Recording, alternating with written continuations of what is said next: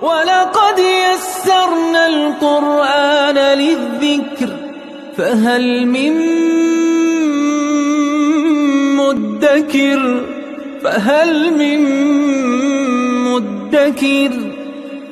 اعوذ باللہ من الشیطان الرجیم بسم اللہ الرحمن الرحیم الحمد للہ رب العالمین وصلی اللہ علی سیدنا و نبینا ابی القاسم المصطفى محمد وعلى آلہ الطیبین الطاہرین المعصومین اما بعد اعوذ باللہ من الشیطان الرجیم بسم اللہ الرحمن الرحیم وَاقْتُلُوهُمْ حَيْثُ ثَقِفْتُمُوهُمْ وَأَخْرِجُوهُمْ مِنْ حَيْثُ أَخْرَجُوكُمْ وَالْفِتْنَةُ أَشَدُّ مِنَ الْقَتْلِ وَلَا تُقَاتِلُوهُمْ عِنْدَ الْمَسْجِدِ الْحَرَامِ حَتَّى يُقَاتِلُوكُمْ فِيهِ فَإِنْ قَاتَلُوكُمْ فَاقْتُلُوهُمْ كَذَلِكَ جَزَاءُ الْكَافِرِينَ صدق اللہ العلی العظیم۔ سورہ بقرہ کی آیت نمبر 191 میں پروردگار عالم نے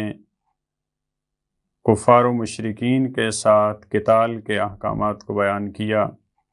جیسا کہ ہم نے عرض کیا گزشتہ آیات میں،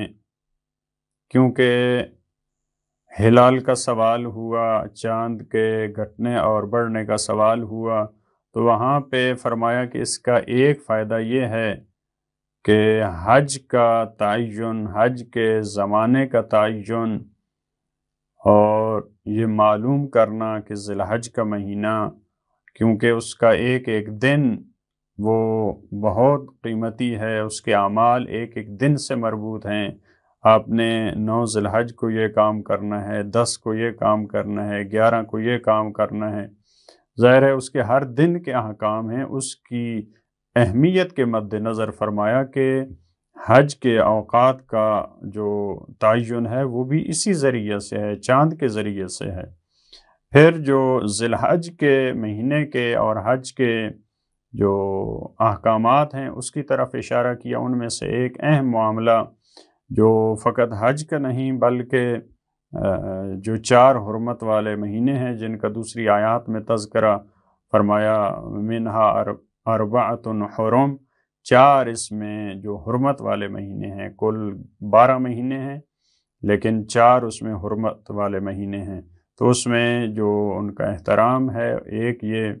کہ اس میں جنگ نہ کی جائے، تو اس کے بھی احکامات ہیں۔ یہاں پہ اشارہ کیا اس ذی الحج کے اور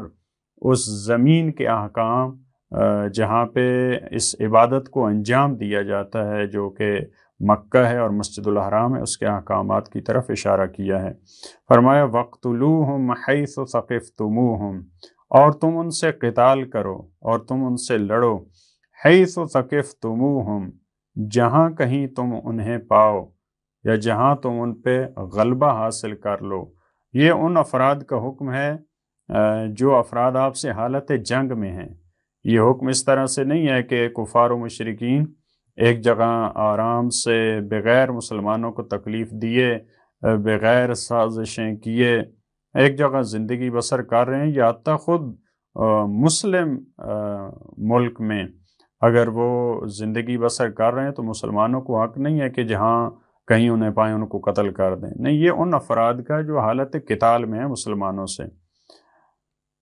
وَاقْتُلُوهُمْ حَيْثُ ثَقِفْتُمُوهُمْ، تم ان کو قتل کرو جہاں کہیں انہیں پاؤ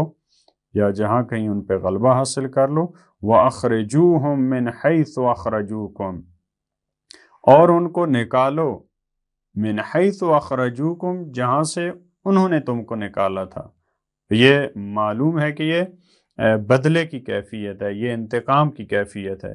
یعنی انہوں نے تمہیں مکہ سے نکالا تھا، اب اگر آپ غلبہ حاصل کریں، آپ کو اگر فتح ہوتی ہے تو آپ بھی ان کو نکال سکتے ہیں مکہ سے۔ انہوں نے تمہیں اپنے گھروں سے نکالا، تم بھی ان کو اب جنگ ہو رہی ہے تو تم بھی ایسا کام کر سکتے ہو۔ لیکن وَالْفِتْنَةُ أَشَدُّ مِنَ الْقَاتِلِ،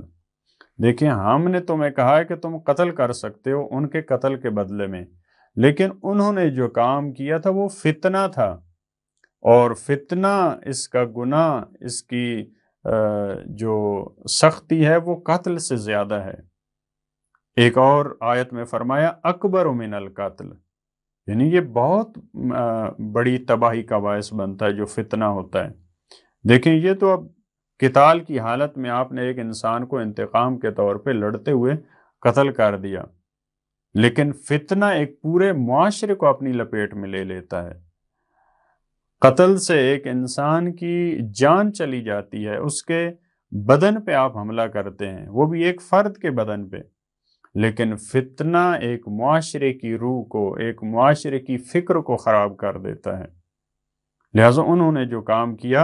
انہوں نے فتنہ برپا کیا،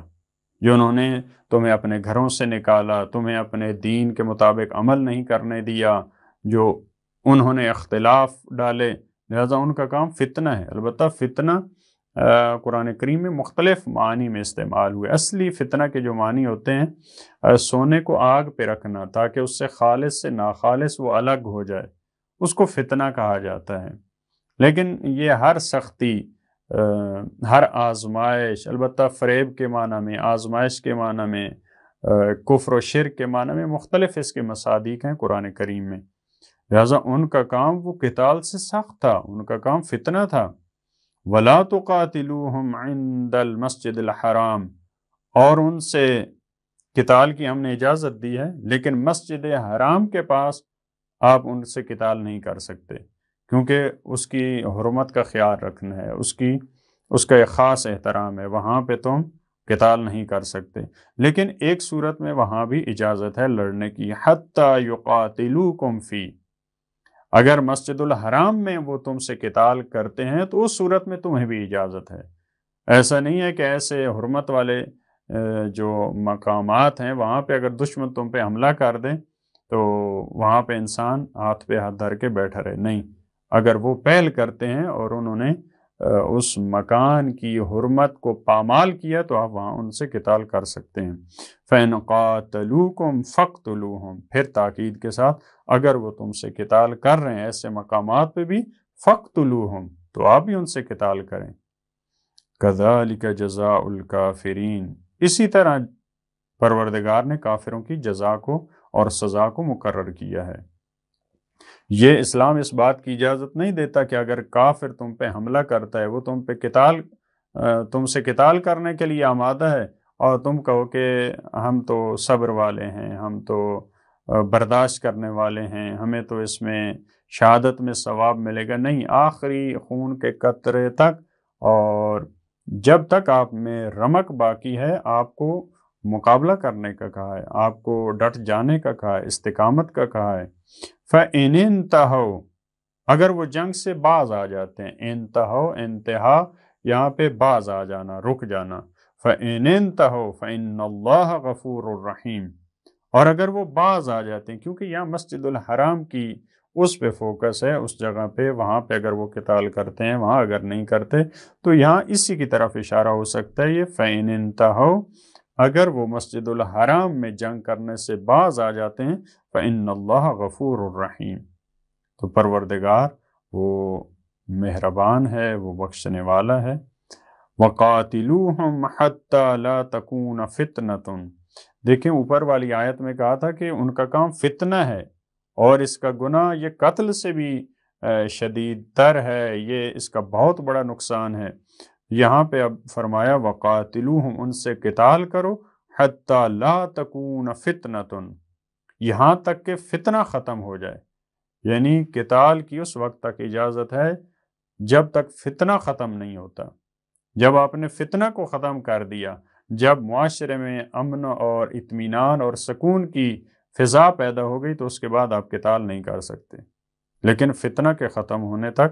آپ کو قتال کرنا ہوگا۔ وَيَكُونَ الدِّينُ لِلَّهِ، البتہ یہاں پہ بعض مفسرین نے جو کہا ہے کہ یہاں فتنہ سے مراد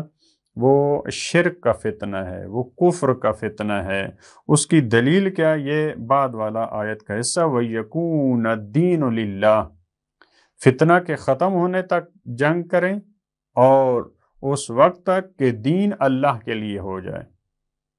یعنی اس سے پتہ چلتا ہے کہ اس فتنہ سے مراد بے دینی کا فتنہ ہے، کفر کا فتنہ ہے، شرک کا فتنہ ہے، جب تک یہ فتنہ ہے اس وقت تک آپ نے قتال کرنی ہے۔ لیکن جب اسلام کا نظام قائم ہو جائے، دین سارا اللہ کے لیے ہو جائے، اس وقت آپ نے قتال کو بند کرنا ہے۔ فَإِنِ انْتَهَوْا، اور اگر وہ باز آ جائیں، یعنی پورا دیکھیں پہلا فَإِنِ انْتَهَوْا جو اوپر والی آیت میں کہا تھا وہ فَإِنِ انْتَهَوْا مسجد الحرام میں جنگ کرنے سے باز آ جائیں، لیکن یہاں فَإِنِ انْتَهَوْا یعنی وہ قتال سے باز آ جائیں، وہ جنگ کرنے کے لیے تیار نہیں ہے، وہ جنگ نہیں چاہتے، فَلَا عُدْوَانَ إِلَّا عَلَى الظَّالِمِينَ، تو پھر عدوان نہیں ہے، پھر تجاوز نہیں ہے۔ اگر وہ جنگ نہیں کر رہے تو آپ کیوں ان پہ جنگ مسلط کر رہے ہیں؟ پھر یہ عدوان ہوگا۔ لیکن عدوان کیا؟ فَلَا عُدْوَانَ إِلَّا عَلَى الظَّالِمِينَ، عدوان آپ نہیں کر سکتے، تعدی نہیں کر سکتے، تجاوز نہیں کر سکتے مگر ظالمین پر۔ ممکن ہے اس معاشرے میں، اس کفر کے نظام میں ایسے افراد موجود ہوں، جنگ ختم ہو چکی ہے، لیکن اس میں ایسے افراد ہیں جو ظالم ہیں، جو قاتل ہیں۔ ایسے افراد اگر وہاں پہ چھپے ہیں تو ان کے خلاف آپ کی کارروائی ہو سکتی ہے، لیکن مجموعی طور پر اگر وہ باز آ گئے ہیں تو وہاں پہ حکم یہی ہے کہ وہاں پہ کوئی عدوان نہیں ہے، وہاں پہ تجاوز نہیں ہے۔ ایسا نہیں ہے کہ وہ آرام اور سکون سے زندگی بسر کر رہے ہیں اور آپ ان پہ حملہ کر دیں۔ لہٰذا اس آیت میں اور اس سے اوپر والی آیات میں جو قتال کی آیات ہیں یہ بہت اہم آیات ہیں، اور طول تاریخ میں مختلف فرقوں نے، مختلف گروہوں نے اس کو اپنے مذموم مقاصد کے لیے استعمال کرنے کی ان آیات کو کوشش کی ہے اور کرتے رہے ہیں، لیکن یہ آیات انہی افراد کے بارے میں ہیں کہ جو فتنہ برپا کرتے ہیں، جو آپ پہ حملہ آور ہوتے ہیں، جو معاشرے کا اور امت مسلمہ کے نظام کو خراب کرنے کی کوشش کرتے ہیں، یہ ان افراد کے بارے میں ہے۔ وگرنہ وہ افراد جو مسلم ممالک میں زندگی بسر کر رہے ہیں یا اپنے ممالک میں ہیں لیکن وہ مسلمانوں پہ حملہ آور نہیں ہیں، وہ مسلمانوں کو قتل نہیں کرتے، ان سے قتال کے لیے آمادہ نہیں ہیں، تو ان پہ جا کر حملہ کرنا، ان کے گھروں کو خراب کرنا، ان کے بچوں کو اور ان کی خواتین کو قتل کرنا، اس کی اسلام اور قرآن کسی صورت میں اجازت نہیں دیتا۔ لہٰذا آخر میں پھر فرمایا فَإِنِ انْتَهَوْا فَلَا عُدْوَانَ إِلَّا عَلَى الظَّالِمِينَ، اگر وہ باز آ جائیں تو پھر عدوان نہیں ہے، ہاں مگر جو ظالمین ہیں، جو ستم کرنے والے ہیں، جنہوں نے ظلم کیا، یہاں ظلم سے مراد اپنے نفس پہ ظلم نہیں ہے یا دوسروں پہ ظلم ہے۔ ایسے افراد اگر موجود ہیں جنہوں نے ظلم کیا دوسروں پہ، جنہوں نے قتل کیا ہے دوسرے افراد کو، ان پہ آپ چڑھائی کر سکتے ہیں، ان سے آپ انتقام لے سکتے ہیں، لیکن دوسرے افراد کو مارنے کی اجازت نہیں ہے۔ پروردگار ہمیں توفیق دے کہ جنگ کے معاملہ میں، قتال کے معاملہ میں، جہاد کے معاملہ میں ہم جو قرآن و سنت کے اور نبی صلی اللہ علیہ وآلہ وسلم اور ائمہ معصومین علیہ السلام کی سیرت کے جو احکامات ہیں ہم اس پہ عمل کر سکیں۔ اللہم صلی علی محمد و آل محمد۔